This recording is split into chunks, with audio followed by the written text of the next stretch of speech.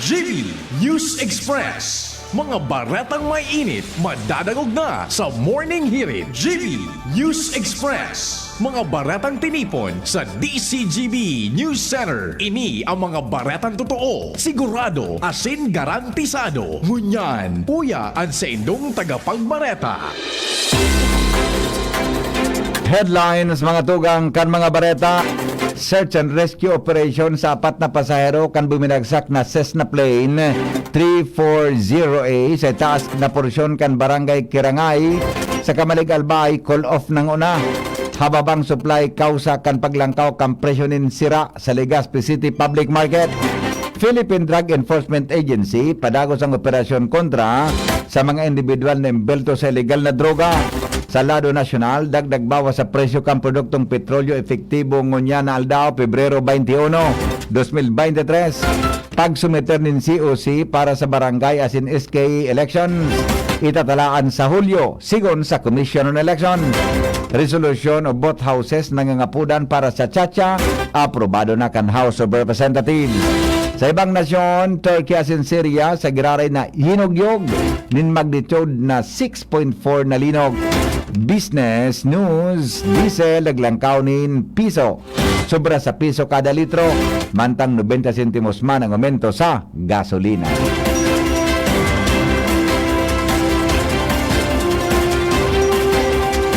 Detalyes mga tugang kan mga bareta niya to sa lado lokal.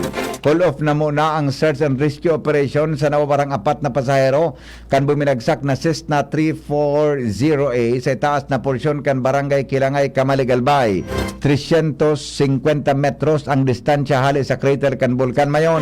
Inang naging desisyon ni Alcalde Caloy Baldo, ang ground commander kan search and rescue team matapos na marasindang makuha sa ginibong paghahanap asin monitoring sa mga galis sa pamitisan kan Bulkan na sakop kan Kamalig asin ginubatan albay kasuhapon mantang daiman makakasakat sa mismong binagsakan kang eroplano ang mga rescuers dahilan ta presenteng sitwasyon kan Bulkan Mayon na nasa alert level 2. Nagpaplano na kuta kami kung sasakaton itong area. Kaso tinawag sa tuya parang go signal kang FIVOX. May kulatilya po na ano man mangyari, sagutin kang LGU. So pangyari ito man. Kumbaga sa kuya po, nagtatabang kita tapos kita pa mananagot kang mangyayari kung ano man dahil naman agad. Siguro ba ko maray sa satuya? Enot kay ni nagpadara ng surat ang Energy Development Corporation sa Philippine Institute of Volcanology and Seismology of PHIVOLCS. Tanganing tugutan sindang makasakat sa lokasyon kan buwinagsak na aeroplano. Tanganing mahiling kon presente paduman ang 4 na personang sakay kay ni. Bago po na po sa operation, o like with CAAP, pag na-pinpoint na ang aeroplano, dahil pagiroon, tas hindi na malaog. Tapos ngunyan, nag-meeting ba kami kaso Bangi. Dahil man sila na i-ako na nila, na-pinpoint na ba kung nga aircraft. Tapos dahil man nila pigako. Na-identify na, ma-investigate na kaap na. Sinabi ni Baldo na ninda pupundohon ang totalmente na paghahanap sa nasabing mga persona. Alagad kay po na may paabot ini sa nasyonal tanganing kuning kaso may kaipuhan na dokumentos asin permit sindanaan magruron. Sa ngunyan mantinidong naka-standby ang mga personahe hali sa malalain na ahensya de gobyerno na nagtatarabangan na maghanap kan 4 na persona, 4 na pasahero kang Cessna 320 kung ano ang masunod na lakdang nagigibohon digdi. May connection po na bareta, ngunyan pong aga nakatalaan na mag-aerial survey as in aerial evaluation ang grupo kan Albay Public Safety and Emergency Management Office o APSEMO Albay sa panginginot ni Dr. Cedric Daep. Sa entrevista kang DCGB News, sinabi ni Daep na sindangon yan ma-aerial survey gamit ang sarong sakayang pang-ere ang ma-assess ang sitwasyon sa taludtod kan Bulkan Mayon. Mantang sinabi kay ni na pagbaba ninda hali sa sinabi ng aerial survey, makakaigwasin na nin announcement kan sa indang pinal na plano para digdi. Sa yung tinawanin doon na igwaman o dai nin written o kasuratan na clearance hali po sa FIVOC sa indang ilalawasan sa indang plano may kinaraman sa siring na bagay. Mantang sinabi pa ni Daep sa entrevista kang DCGB News nang sinabi ng lakdang hinda, aprobado kasubanggi ni Gobernador Grex Lagman. Sa ibong nalado, obheto kan sinabi ng plano, iyon sa loob ng 2 aldaw, may ma-accomplish hinda sa sinabi ng bagay.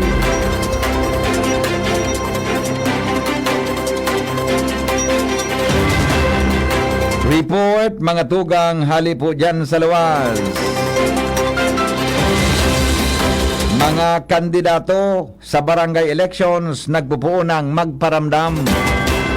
Al Armario sa report. Nagpupuo ng magparamdam ngunyan ang mga may intensyon sa maabot na barangay as in SK election sa Oktubre ngunyan na taon. Iyan ang epekto sa ngunyan sa mga barangay sa announcement kan Comelec Manila na nasa pagprepara na sinda para sa schedule kan barangay as in SK election sa maabot na Oktubre. May mga incumbent barangay officials na kabado man sa sindang sitwasyon sa maabot na eleksyon, mientras ang iba gusto man baloon ang politika sa barangay. Kung nanado ang mga darakula man na politiko sa pagpreparar na dahil kay puan nindang tumaya para man sa sindang makinarya sa maabot na 2025 national as in local election. Alarmario, DCGB. Padagos ang pigigibong operasyon kan Philippine Drug Enforcement Agency o PDEA Albay kontra sa mga personang imbelto sa droga. Patunay kainin na ang isinerbing search warrant sa sarong drug den sa Purok 2, Barangay Dapdap, Legazpi kasuhapon na nagresulta sa pagkakaaresto ni 5 mga persona na namidbida na sinda Ariel de los Santos. Iyon subject kan operasyon kay bahan sinda John Mark Perillo, Jet de los Santos, Evelyn Orozco, asin Kimberly Orozco, Gabos, residente ka nasabing barangay. Nako sa nasabing mga persona ang poko mas o menos 10 gramos din syabo na may kantidad na 65,000 pesos. Ang 5 persona na nasa legal ng edad Gabos nadakop ang nakatalaan o kaya ang inot ng nadakop ang nakatalaan na sangatan ng kasong pagbayolar sa Republic Act 9165 o ang Comprehensive Dangerous Drugs of 2002. Sinabi ni PDEA Albay Provincial Director Surveillance Officer 3 Noel Brigel nakatuwang ninda sa operasyon ang iba-ibang sanga kan PDEA sa Kabikulan kasarabay ang Legazpi City PNP as a National Bureau of Investigation. Philippine Army kinundinar ang pambabadiligadan sa 2 miyembro din Army kasuhapon sa Barangay Kutmun, Camaligalbay. Hans Galero, mga tugang sa report. Makusog mo niya na pagkukondinar kan 9th Infantry Division kan Philippine Army ang nangyari sa market site kan Barangay Kutmun, Camaligalbay na pambabadiligadan sa 2 aktibong miyembro kan 31st Infantry Battalion. Sa pahayag na ipinabot ni Major General Adonis Bahaw at Commander kan 9th Infantry Division as in Joint Task Force Bicolandia pigtutubudan na sinamantala kan Communist Terrorist Group o CTG ang pagiging sibot kan mga otoridad sa pagtabang sa pagigibong search and rescue operation sa buminagsak na Cessna plane sa itaas na porsyon kan Bulkan Mayon. Sigun sa commander, ang pananambang kina Private John Paul Adalim as in Private Mark June X Esico mantang nagbabakal ng supply sa market site, minapahiling sa nadaw na desperado na ang mga CTG dahil sa sunod-sunod na akomplishmento kan tropa kan gobyerno kontra sa insurhensya. Nagdagpakan pamayo sa roining pagpapahiling nin pagiging duwag as in nakawaran ng respeto sa diretsos pantawo. Nagpaabot na nin pagkikidumamay sa pamilya kan mga biktima ang commander kan 9th Infantry Division sa Bicol mantang mapadagos ang sindang investigasyon manungod sa nasambit na ng insidente. Dagdag na bareta, Ans Galero. Piglalauman na sa bulan kan Marso, kan presenteng taon, maimplementar na ang Legazpi City Veterinary Office ang Barangay Responsible Owners of Dog o BRAD program. Inang pinagkonfirmar ni Dr. Manny Estipona, pamayo ka nasabing opisina, kung saan katuyuhan kaning ma-promote ang responsible pet ownership para epektibong implementasyon kang rabies prevention and control programs. Tinaman nindo ni Estipona na ang 15,000 na mga tagsarin ayam ang magiging responsable, wara nin marirehistrong kaso nin kagat nin ayam sa malilain na barangay asin mamantinir ang pagiging rabies free kan syudad sa ibong nanado. para Guzman Giraray ang mahiwasan na pagdakop kan mga balabagaw na ayam. Alaga dahil sa kawalan shelter para sa mga nagkakadarakop na ayam, piga pairanom ini sa euthanasia in kaso da i-claim kan sendang tagsariri sa makalihis na tulungal daw. Sinabi ni Estipona na para sa mga nagbabayular, tatawanin citation ticket na may nagkapirang penalidad o magkakanigong penalidad poon sa 3,000 pesos sagkod 5,000 pesos. Pamitisan kan Bulkan Mayon, gulpi paan upon o kaya baboy ramo. Kumpirmado yan ni Jimmy Nasalita. Dakulon pa ang mga baboy ramo o upon sa pamitisan kang Bulkang Mayon. Patunay kay ni kan magsabay magsakat ang DCGB News sa search and rescue team ang mga masukalunon na kadlagan sa habagakan Bulkang Mayon. Gulpi ang mga dadiscovering sinungkalan kan mga upon sa mga gilid ni nahampas. Sa area na igwapanin mga tanuman ni na gulayon, igwanin mga paratanom na nag-arataman manin na mga baka, kung saan maabot na sa 5 baka, anak ko na sa nang garadana, warakwak ang mga tulakan mga baka. Ang pagtubod inatake, rinalapa ang mga ini, kan mga baboy ramo, kung saan basado sa mga nagpakaistar sa pamitisan kan Bulkan, talagang gulpi pa ang mga layas na urig sa itaas na parte kan Bulkang Mayon. Mga dagdag na bareta, Jimmy Nasalita, DCGB News. Dahilan sa maraot na panahon, nagbaba ang supply nin sira, rason tanganing maglangkaw man ang presyohan kaini. Onin agricultural fish sa Legazpi City Public Market. Sinabi ni Evelyn Martinez kan sa DCGB News, administrative aid kan sinabi ng merkado na sa ngunyan, inan sa indang nahiling na rason kung nata halangkaw ang presyo kan sira sa sinabi ng Saudan. Ang bangus is 200 ang kilo and ang galunggong 200. Then ang tilapia is 160 ang kilo. Ganyan na sila. Katakod ka nasabing sitwasyon nagagarangay naman ang mga parabakal asin mga paratsenda kay ni. Sinabi ni Martinez na pinakamadaling maubos ang sira iyong tilapia dahil sa babang presyo mantang tanganing makatipid ang mga parabakal. Kabangasan ang kilo ang pigbabakal ninda. Mientras nanutaran man ang pagbabakang presyo ng mga gulayon araw kan antak, patatas, marigoso, pitsay, asin, sayote. Ang bunay, ang nagbabangon yan dati ang pinaka langkaw talaga. So pinakadakula is 10 pesos. Ngunyan, igwa na kitang may 6.75. Nagmal ang kalamansi, bali. Basta kaya nagbaba ang presyo kang kamatis, medyo naglalangkaw man ang kalamansi. Ang kalamansi, tira na ito. Basta so 1/4 is 25, 100. Paliwanag pa kainin ang pagbaba kan paglangkaw o paglangkaw kan presyo kan mga barakalon depende sa dakulo diit kan supply kan mga ini sa merkado publiko kan Legazpi. Mientras tanto, Energy Development Corporation nagpasalamat sa gabos ng mga rescuers matapos ang pag-call off muna kang search and rescue operation. Kaswapon, Joshua Bino sa report. Matapos i-pull off muna ni Incident Commander asin Kamalig Mayor Caloy Baldo ang search and rescue operation sa apat na lunad kang buminagsak na Cessna plane. Nagpasalamat man giraray ang grupo kan Energy Development Corporation o EDC sa gabos ng mga nagtatarabang na mga rescuers sa ipinahiling kaining dedikasyon sa paagi ni Joselito Hatop kan EDC. Nagpasalamat ini sa mga volunteer rescuers siring sa mga miyembros kan Philippine National Police, Bureau of Fire Protection, Philippine Army, Kamalig LGU asin iba pang volunteers. Alagad sinabi ni Mr. Hatop na porsigido man giray sinda na mahanap ang lawas kan sindang mga pag-iriba kung kaya pigahagad man giray kini. Ang tabang kan LGU Kamalig lalo naman ni Mayor Caloy Baldo bagay na ipinag-asigurar man ni Mayor Baldo. Mga dagdag na impormasyon, Joshua Bino.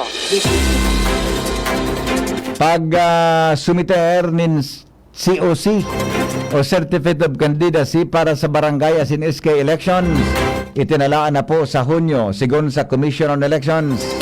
Dagdag bawas sa presyo kang produktong petrolyo epektibo na ngunya na Pebrero 21.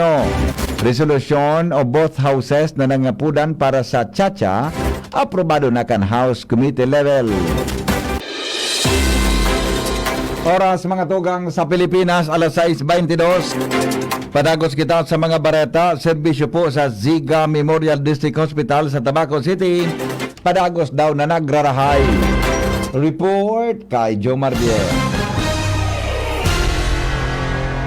Padagos na nag-improve ang serbisyo na pinagtatao kan Dr. Lorenzo B. Ziga Memorial District Hospital.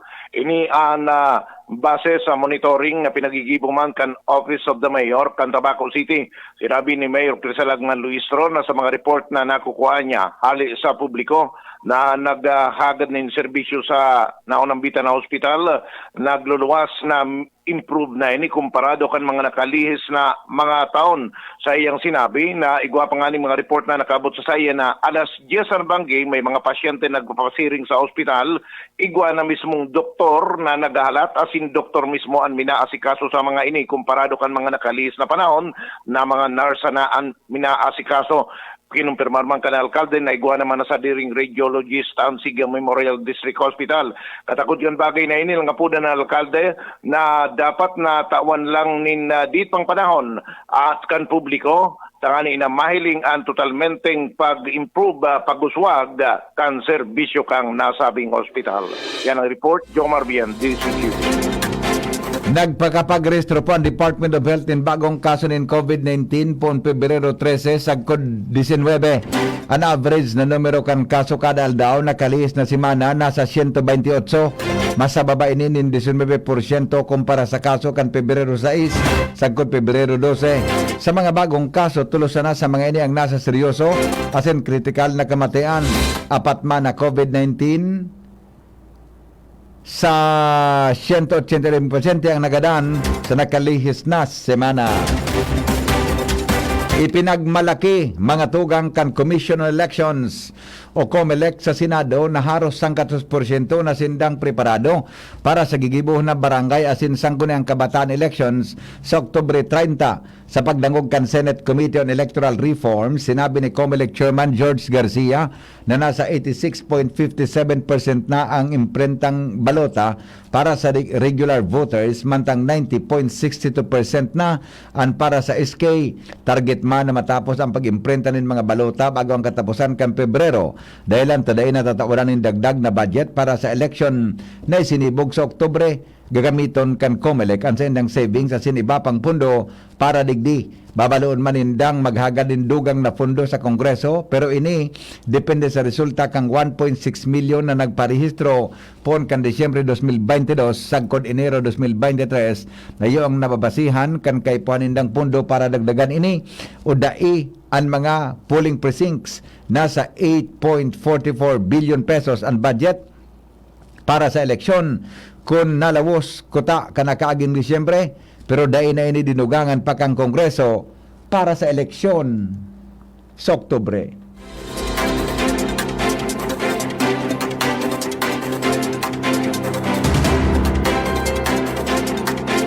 Plano kan Commission on Elections na italaan po ang pagsumiter kan Certificate of Candidacy kan mga madalagan sa barangay at sangguniang kabataan election sa Hulyo. Sigon kay COMELEC Chairman George Garcia, kamabutan kan amay na pagsumiter kang COC na maresolveran nin mas amay ang disqualification cases na pwedeng isumiter kontra sa mga kandidato. Ang pirilian sa barangay asin SK ipinagtalaan sa Oktubre 30. Ang bagay na ini tinawanin doon ni Chairman Garcia sa pagdangog kan Senate Committee on Electoral Reforms in People's Participation. Sinabi pa ni Garcia na nagpaluwas na sindanin direktiba sa mga election officers na dai pagakuon ang certificates of candidacy kan SK candidates na dai sa record kan COMELEC. Sobraman na 24 anyos ang edad. Sinabi niyang sa pinakahuring SK election kan 2018, sobra 4,000 ang disqualification cases na kinakaputan kan COMELEC kung saan kadaklan duman dahilan sa overage kan mga kandidato.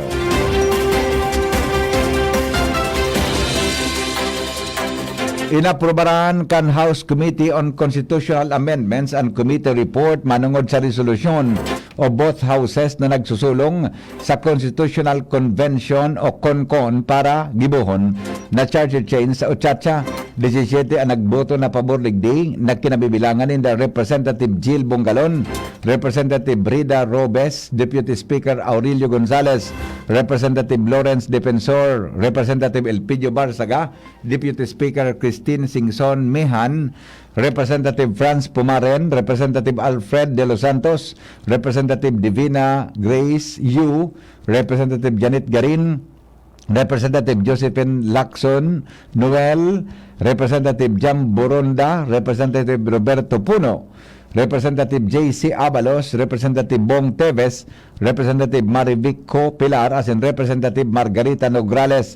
Tulo ang nagboto ni no, as in Inu Isinda Raul Manuel, Representative Arlene Brosas, as in Representative Franz Castro. Nag-abstain man si House Minority o Senior Deputy Majority Leader Paul Dasa dahil mas pabor siya nagibuhon ang pag-amendar sa 1987 Constitution sa pagining Constituent Assembly o CONAS. Kaibahan man sa mga amyenda na ipinalaog iyo ang gikan kay Iloilo Representative Lawrence Defensor na pera sa elected delegation isasabay sa CONCON ang mga appointed. Mientras tanto, mga tugang sa iba pang bareta,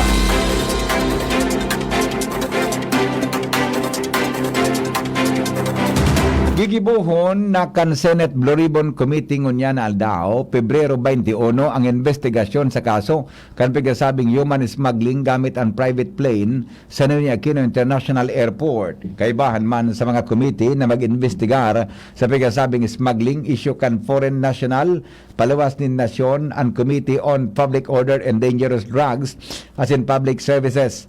Ang investigasyon kan Blue Ribbon nagugat sa privilege speech ni Senador Grace Poe kan Pebrero 15, manungod sa ginibong pagpuslit kan mga dayuhan sa NAIA, paluwas sa nasyon kan Pebrero 13. Piglinaw ni Po na posibleng human smuggling ang kaso dahil kan human trafficking ang terminong gagamiton dapat may pagkontra sa lado kan individual na linuwas ni nasyon. Pero sa kaso kan human smuggling, nagkikipag-cooperate na o nagboboluntaryo ang mga foreign nationals sa paglunad sa private aircraft maski daing magaganigong dokumento. Aaramon sa investigasyon kung talagang maagi sa tamang proseso ang mga dayuhan na nailunad ni eroplano sa orihinal na manifesto. Anum sana ang pasahero pero may pigdugang nasaro na may clearance nin immigration kaya naging 7 pasahero na paduman sa Dubai. Naalarman senador na tibaad na palusutan ang NAIA nin illegal na aktibidad arog kang illegal drugs o money laundering, lalo na ta warang report manungod digdi ang Bureau of Customs.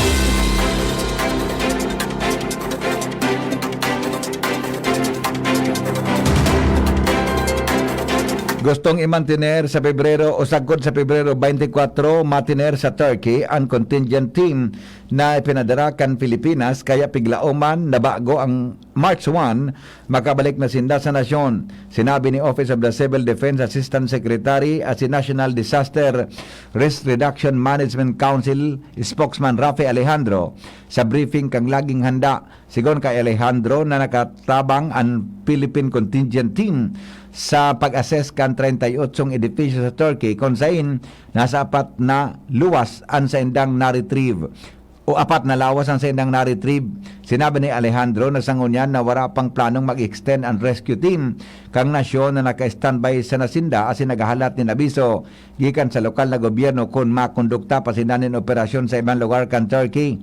Sinabi ni Alejandro na nasa 603 na pasyente ang naasistiran kan medical team kan Pilipinas sa Turkey na yinugyog nin makusog na linog kan Pebrero 6. Tigsa sa pinal pa ang tabang kadipapaabot kan Pilipinas sa mga biktima kan 7.8 na linog sa Syria. Sigon sa OCD o kay OCD ASEC Secretary Alejandro na o ASEC Rafi Alejandro nagsumite na sindanin rekomendasyon sa Department of Foreign Affairs may kinaraman sa tabang na itatao kan Pilipinas sa Syria. Sangon yan, sigon kay Alejandro, pigahalat paninda na approval kan DFA asin kan Palasyo Malacanang de pakayang masiguro sa nasyon kung cash donation o non-food items ang ayodang itatao kan Pilipinas sa Syria. Irot nang sinabi kan DFA na magkakaiba ang sitwasyon sa pangangaipo kan Turkey asin Syria nakapatinamaan kan 7.8 na linog mientras na pinakahuring datos kan OCD 38 ng mga edifisyo ang narikisa kan sa tuyang Philippine contingent sa Turkey kung saan 4 na bangkay ang saindang na-recover sobrang 600 na mga biktima kan linog ang nataunan ni tensyon medikal kan Philippine Emergency Medical Assistance Team.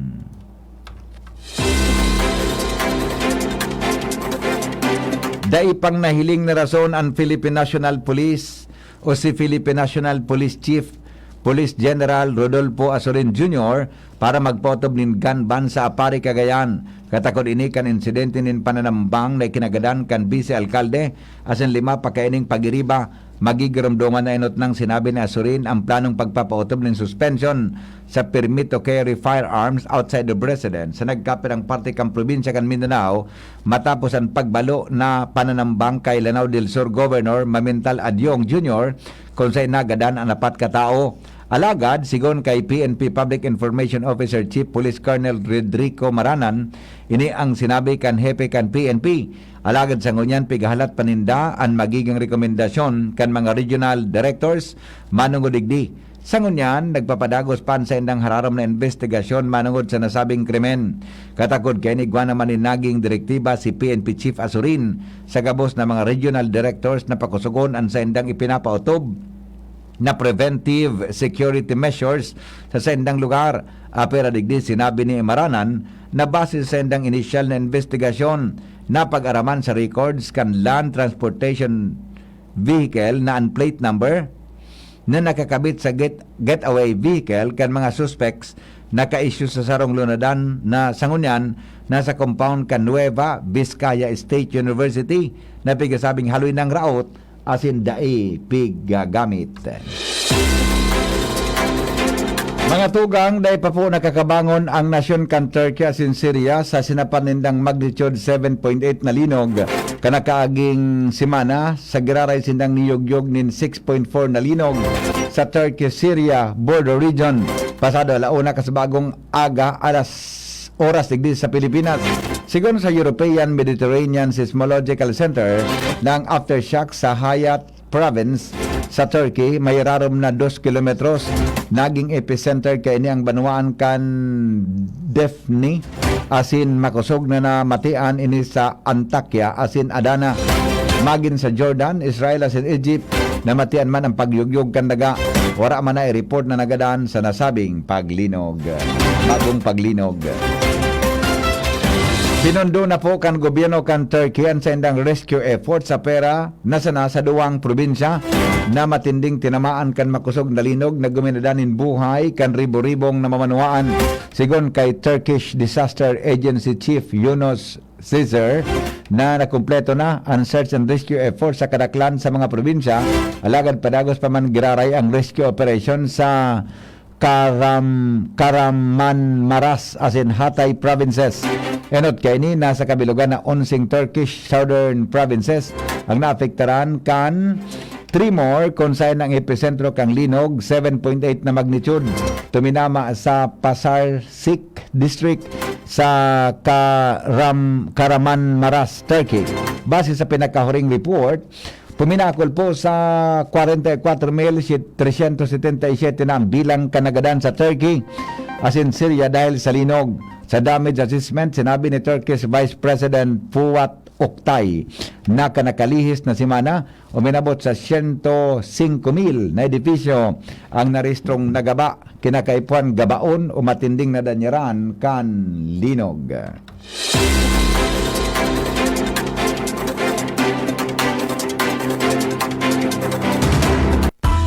Business News. Nagitaas po ang presyo kan gasolina as in diesel, mantang nagbaba ang presyo kan kerosene, efektibo kasabagong alas 6 ni aga, 90 sentimos ang aumento sa presyo kan kada litro kan gasolina, piso o kaya 1.5 sa kada litro ng diesel, mantang nagbawas manin 25 sentimos sa kada litro kan kerosene. Nagdakula pa ang oil price hike kumpara sa nainot na tantiya dahil sa pagitaas kan singil kan freight cost kan mga oil companies.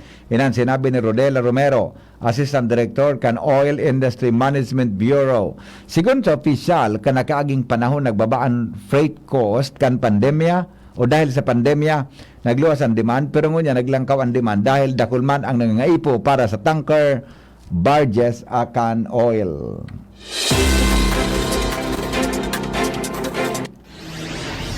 Iligtas ang sadiri kontra COVID. Aramon ang mahalagang impormasyon kung paano ini maiiwasan. Digdi sa GB. Giya kan banwaan kontra COVID. GB kontra COVID. Padagos mga tugang ang laban kontra COVID. Hanggan po day nagkakaigwa din 0 cases sa tuyang nasyon. Good morning, Paring Mar. Good morning, BP. Tiglilikay kan COVID-19 vaccines as in boosters ang mga tao na makonfine sa ospital. Magada na sin magkaigo ng seryosong helang. Ina makusok na paninindugan kan World Health Organization Philippines. Iti nagpagpakanahin siya sa publiko. Nainggan niya ron na sin suportahan ang pamilya at sin barkada. Lalo na ang mga nasa halangkaw na peligro sa seryosong helang na magpabakuna at sin magpa-booster dose sa mga iba-ibang mga booster dose as in vaccination center. Karong pagirumdom kan DCGB, DOS, at ang W sa Philippines para sa ligtas na pamilya as in komunidad. Sa COVID-19, ligtas at mayaram. Thank you, Paring Mar, sa mga istorya. Hali po dyan sa newsroom kang DCGB. Alas 6:41 na po ninaga. Aramontan Pag-asa Report. Kasabay po si Ariel Zamudyo sa Pag-asa DOST. Good morning, Sir Ariel. Go ahead. Okay na aga po. Para po sa Bareta sa kamugtakan kan sa tuyang panahon guminal daw ni Martes. Padagos man na nagrarayo ang low pressure area digdiyo sa Kabikulan. Purining namatan kasabagong alas 3 na aga sa distansyang 340 km sirangan norte, sirangan kan Kasiguran, Aurora. O sa distansya man na 345 km sirangan kang Tugigaraw City, Cagayan. Samantala, northeast monsoon nakakaapekto sa Northern Luzon. Sa maghapon, bahagyang mapanganoron hanggang sa mapanganoron na kalangitan, may pulupulong pag-uran o pagkikilat pagdaguldol nilalauman man sa Kabikulan. Katamtaman hanggang sa makusog na duros na hali sa norteng sirangan ang mga matean na may katamtaman hanggang sa maalon na kadagatan. Igwa pa man nakabanderang gale warning sa mga baybayin dagat kang Camarines Norte, Northern Coast kang Camarines Sur, asin sa Northern Coast kang Catanduanes. Kaya pinapatalilit pa man ang mga nagagamit ng mga saralit na sasakyan pandagat na dahil muna magpalaot sa mga nasambit na kadagatan.